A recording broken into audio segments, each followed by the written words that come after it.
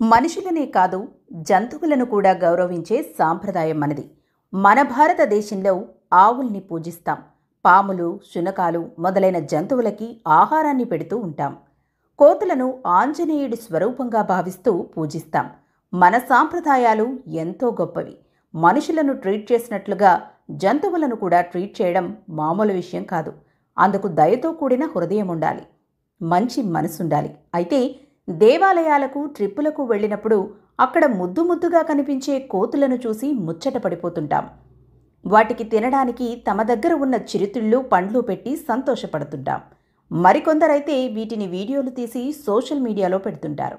అయితే ఇకపై ఇలాంటివి చేసే ముందు కాస్త జాగ్రత్తగా ఉండాలి. మీరు జంతు ప్రేమికులే అయ్యుండొచ్చు. ఎక్కడైనా కోతులు కనిపిస్తే వాటికి ఆహారం పెట్టి సరదా పడొచ్చు. కానీ ఇప్పుడిలా చేసిన వారిపై కేసులు పెడతామని పోలీసులు హెచ్చరిస్తున్నారు. వాటికి ఎట్టు పరిస్థితుల్లో ఆహారం పెట్టకూడదని సీరియస్గా వార్నింగ్ ఇస్తున్నారు. ఎందుకంటే మీరు చేసే ఈ చిన్న పని వల్ల వానరాలు తమ సహజ జీవన శైలిని కోల్పోతున్నాయని అధికారులు వాపోతున్నారు.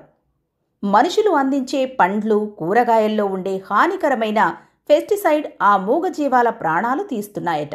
అవి అడవుల్లో సహజంగా దొరికే ఆహారాన్ని తినడం మానేసి మనుషులు పెట్టే చిరుతిళ్ల కోసం రోడ్లపై ఎదురు చూస్తున్నాయట. ఎక్కడైనా వాహనాలు కనిపిస్తే వాటి వెంట పరిగెడుతూ ప్రాణాలు కోల్పోతున్న ఘటనలు కూడా చోటు చేసుకుంటున్నాయి. ముఖ్యంగా వాటికి అందించే బిస్కెట్లు, బ్రెడ్లు, ఇతర స్నాక్స్ కారణంగా అవి రోగాల పాలవుతున్నాయి.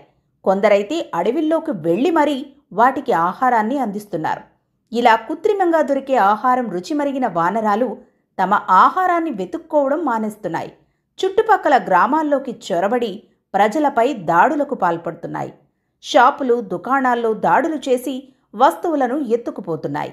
హైవేల్లో కూడా ఎక్కడ చూసినా కోతుల గుంపులే కనిపిస్తుంటాయి.